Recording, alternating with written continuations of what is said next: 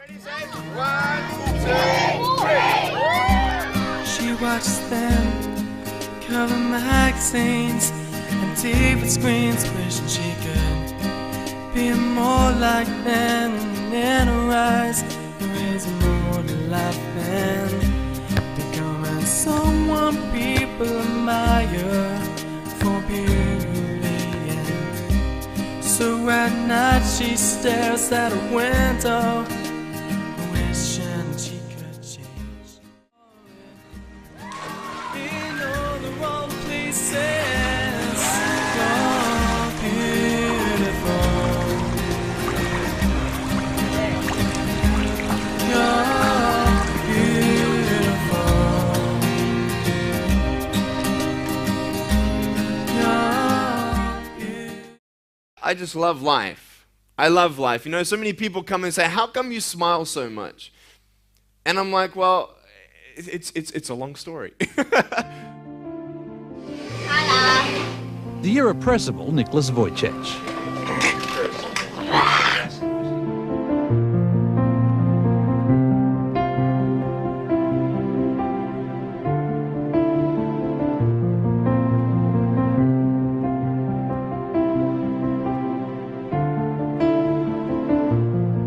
The birth of a son with no arms or legs was a challenge they didn't want.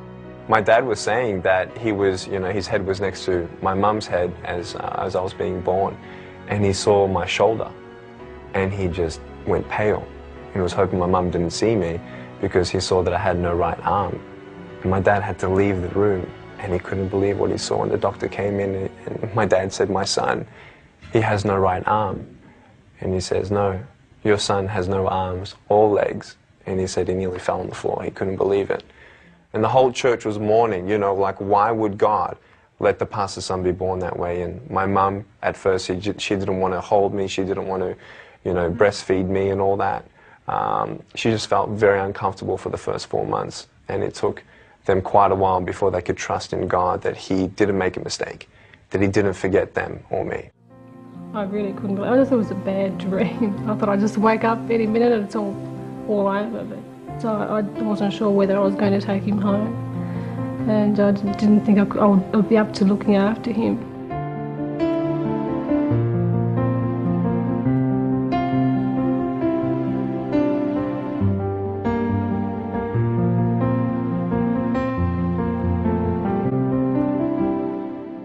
Certainly with time, you grow to accept him, to love him for what he is, the way he is.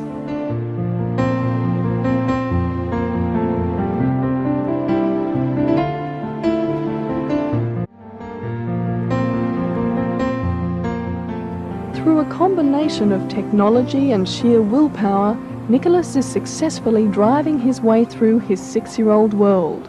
But there are some things that still defeat him. Like in the toy box in my room, I want to get something and I can't get it because I don't have any arms or legs. I challenged God. I said, "God, I know that I'm a sinner. I know that I won't probably have peace until you're in my heart, but I will not let you in my heart until you answer me, why? Why did you take my arms and legs? Why didn't you give me what everybody else has?" And I said, "God, until you answer me that question, I will not serve you." And so I wanted to end it. If God wasn't going to end my pain, I was going to end it myself. So at age 8, I tried to drown myself in a bathtub of 4 inches of water. I told my mum and dad, "I'm just going to relax in the bathtub. Can you put me in the bathtub?" And yeah, I turned over a couple times to see if I could do it. I couldn't do it. The thought that stopped me from going through with it was the love for my parents. Because I love them so much and all they did was love me.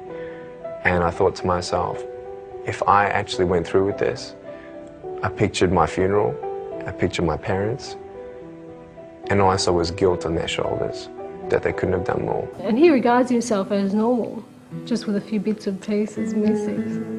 You kind of wonder, try to imagine what kind of future is he going to have and, you know, what kind of life this person is going to lead. I think he's going to have quite a good life. And he loves life.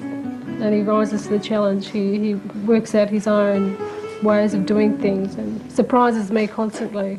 He's a really good kid. He's really great. I wouldn't change him.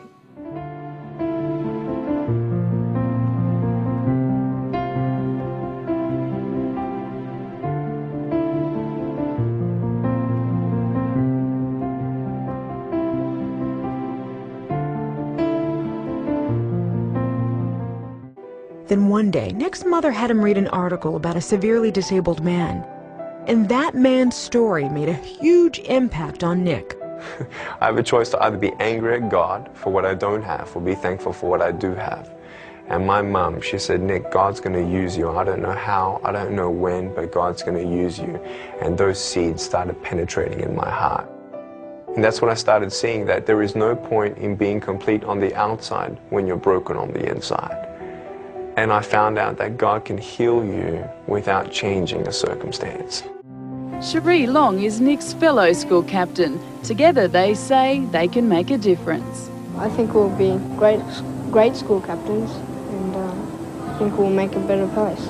But when he's not in the classroom, Nick's out here playing sport. And now as school captain, he's determined to make sports days wheelchair friendly.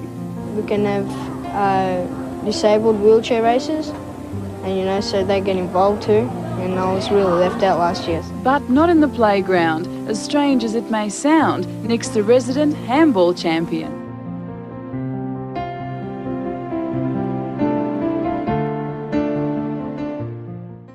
And I felt like God answered my question. And what was the question and what was the answer? The question was, why? Why did you make me this way? And the answer was, do you trust me? That's the question. And when you say yes to that question, nothing else matters. But what was it specifically for you that made you say, Lord, I'm going to trust your word because I know it's true. I'm going to trust you even if I don't know what you have in store for me tomorrow? Right. Because there was nothing else I could find. There was nothing else that could give me peace. I knew arms and legs wouldn't give me peace anyway, arms and legs alone. I needed to know the truth of who I am, why I'm here, and where I'm going when I'm not here. And I haven't found that truth anywhere else but in Jesus Christ. And it was in Jesus Christ where Nick found the strength to do what many thought would be the impossible.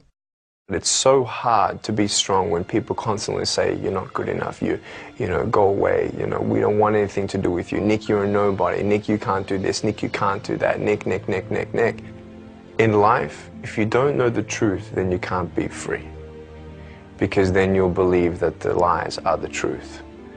But once we realize that when we read the Word of God and you know the truth of who you are, I am not a man without arms and legs. I am a child of God. I am forgiven of my sins. I'm an ambassador of the King of Kings and Lord of Lords. I'm nothing but a servant of the Most High God. This is not about Nick. It's not about Nick's capacity and capability to become this conqueror. I am nothing. I'm nothing. God, though, lives in me, and I now live in His strength. And whatever Jesus conquered, I conquer. I believe if God doesn't give you a miracle, you are a miracle of God for somebody else's salvation. And I thank God that He didn't answer my prayer when I was begging Him for arms and legs at age 8. Because guess what? Because I have no arms and no legs, He's using me all around the world. And we've seen so far, approximately, this is conservative, 200,000 souls come to Jesus Christ for the very first time in the last 6-7 years. And what would you rather? Would you rather have arms and legs, Nick, here on earth and no arms? No. Whatever His will is. Because I'd rather have no arms, no legs temporarily here on earth to be able to reach someone else for Jesus Christ and then spend eternity with them there. In the last decade, Nick has shared his story in 24 countries to over 3 million people. And whether he's talking to a stadium packed with people or one single person, his heart behind the message is the same. When we believe that this is just the beginning of the world impact of life without legs.